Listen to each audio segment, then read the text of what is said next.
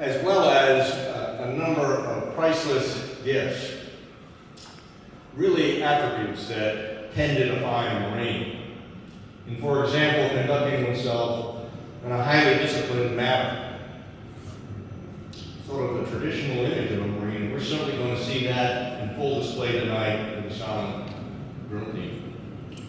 Or possessing the mental toughness to persevere and prevail in the face of adversity. You know Marines never give in or give up. Or having the ability to think decisively and the confidence to move with speed and impact. That's really a hallmark trait among Marines. Or, for example, providing visible leadership, leading from the front, leading by example. Again, basic tenets of all Marine leaders.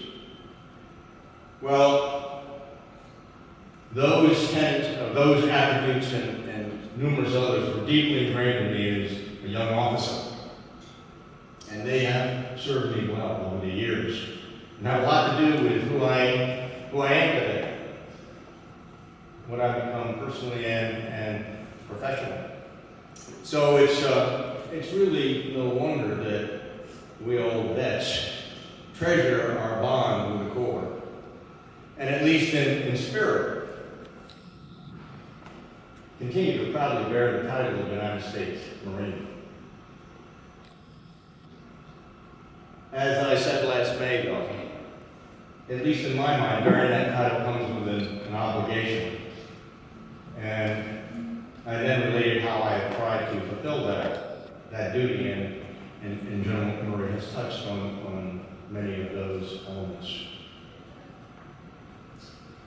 Well, many of you were here last May and heard those remarks, and I don't think there's any point on me elaborating on them any further tonight.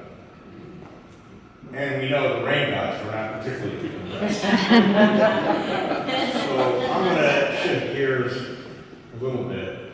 And some of you have noticed and commented on these special cufflinks that I'm wearing. And that's a story worth telling. Last May, at the conclusion of this reception, some of this reception, guests were departing for buses to go to the parade grounds, and General Amos and Bonnie and Sandy and I and several of us, they retired to a small VIP conference room back there, awaiting word on the weather and the status of the parade.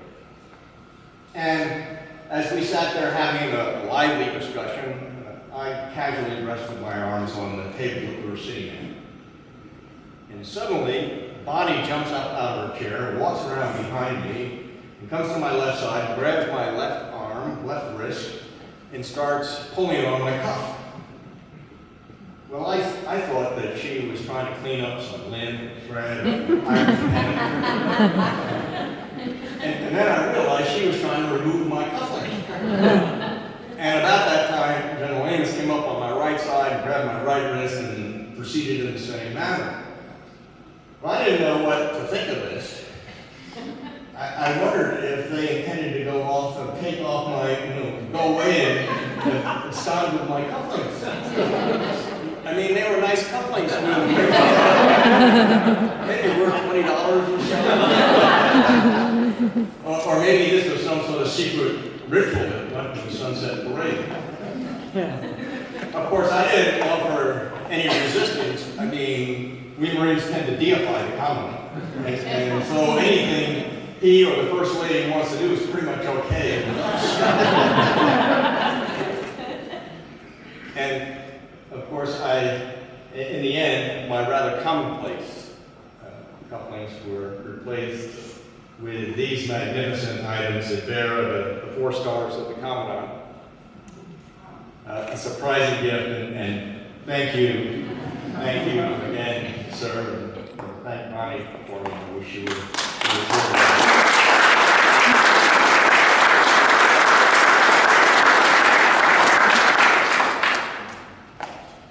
Well, to be on this sacred ground in Arlington again is humbling.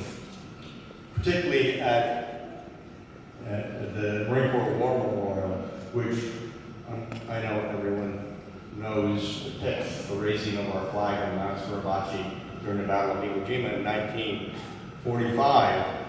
It's probably the most recognized military symbol or icon in the world, and personifies Marine Corps valor and the bond of Semper Fidelis. And I think all present recognize that we Marines often say Semper Fidelis or Semper Fi to each other. And those words can be a greeting, a salutation, kind of high five. It can mean a lot of things depending on the circumstance. But when the going gets tough, when your ass is on the line, those words mean you can count on me no matter what, and I know I can count on you. They mean always faithful to the Corps and brother Marines. It's what makes Marines Marines, and is the strength behind extraordinary feats.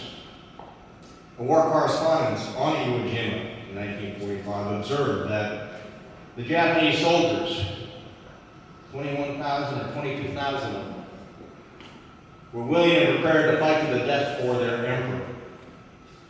And that made them formidable. But Marines were willing and prepared to fight to the death for each other, Semper Fidelis. And that made them invincible.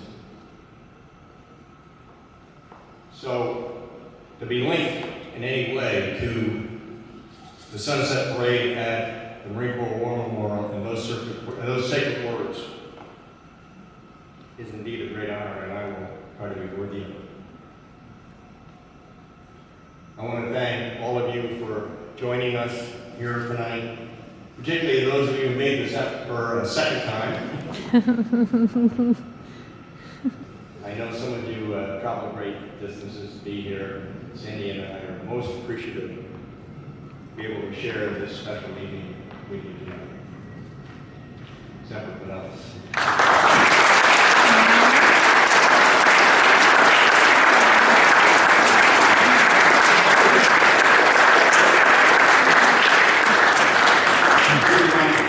Be able to bookend the year for you.